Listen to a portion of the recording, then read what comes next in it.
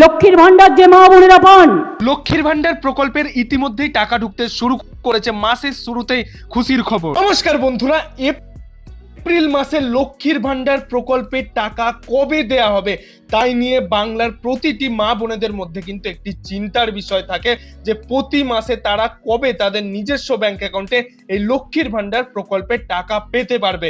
কারণ গত মাসে কিন্তু এই লক্ষ্মীর ভান্ডারের টাকা দিতে অনেকটাই দেরি হয়েছিল। রাজ্য সরকারের এই মাসে তোমরা কবে ও কোন তারিখে পেতে পারবে এবং নতুনদের জন্য কবে ও কোন তারিখে দেওয়া হবে, যারা যারা নতুন করে অ্যাপ্লিকেশন করেছিল দুয়ারে সরকার ক্যাম্প থেকে, সেই নিয়ে মুখ্যমন্ত্রী মমতা বন্দ্যোপাধ্যায় নিজের মুখে কি বলেছেন সেটাও তোমরা এই ভিডিওর মাধ্যমে জানতে পারবে। অবশ্যই ভিডিওটিকে সম্পূর্ণ দেখার চেষ্টা করো। আমরা সরাসরি সেই নিউজ ও আপডেটটিতে চলে যাচ্ছি এবং তোমাদের সাথে পুরো বিস্তারিত ডিটেলসটা শেয়ার করে দিচ্ছি। লক্ষ্মীর ভান্ডার যে মা বোনেরা পান, আর যারা দরখাস্ত করেছে আবার নতুন করে তাদেরটা প্রসেসে চলছে, তারাও পেয়ে যাবেন। আপনারা দেখতে পেলে যে মুখ্যমন্ত্রী নতুনদের জন্য কি বলেছে। যারা যারা নতুনরা অ্যাপ্লিকেশন করেছিল তাদের প্রসেসিং এ রয়েছে, তারাও কিন্তু লক্ষ্মীর ভান্ডারের এই 1500 ও 1700 টাকা করে প্রতি মাসে পেতে পারবে। এবার দেখে নাও যে কবে ও কোন তারিখে তোমাদের এপ্রিল মাসের টাকা দেয়া হবে।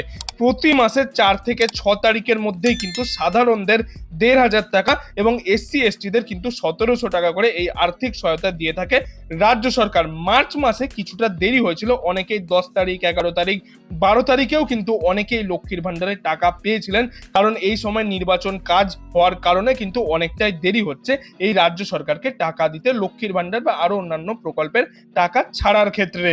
এবং এপ্রিল মাসে আশা করা যায় যে তাড়াতাড়ি তোমাদের ব্যাংক অ্যাকাউন্টে টাকা ঢুকে যাবে। এই নির্বাচনের কারণের জন্যই কিন্তু যথাসম্ভব সমস্ত টাকা ছাড়তেই দেরি হচ্ছে। যেরকম যুবসাথী, লক্ষ্মীর ভান্ডার, আরো অন্যান্য প্রকল্পের ক্ষেত্রে তোমরা দেখতে পাবে যে যেই তারিখে তোমরা এতদিন টাকা পেতে সেই তারিখ থেকে একটু দেরি হচ্ছে।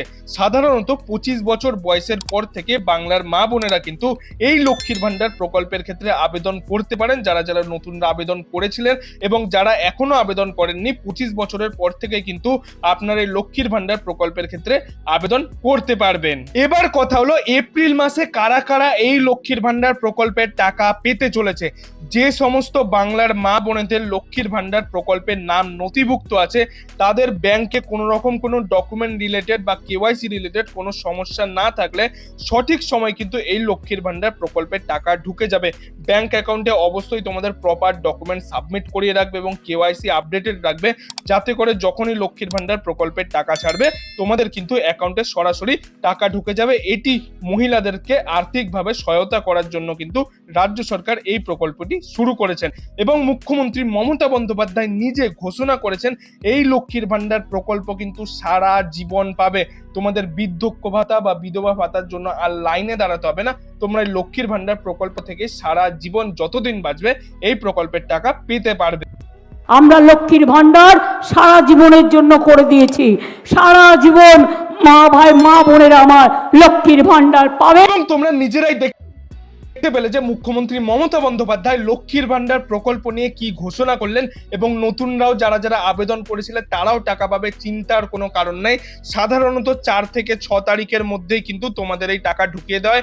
ম্যাক্সিমাম কিন্তু 10 তারিখের মধ্যেই তোমাদের ব্যাংক অ্যাকাউন্টে এই লক্ষ্মীর ভান্ডার প্রকল্পের 1500 ও 1700 টাকা করে তোমরা পেয়ে যাবে। তো বন্ধুরা, এই ছিল আজকের কিছু আপডেট। এই আপডেটটি যদি আপনার ভালো লাগে তাহলে একটি লাইক করে দেবেন এবং বন্ধু বান্ধব আত্মীয় স্বজন সবার মধ্যে এই ভিডিওটি শেয়ার করে দেবেন, তারাও যাতে এই আপডেটটি সম্পর্কে জানতে পারে।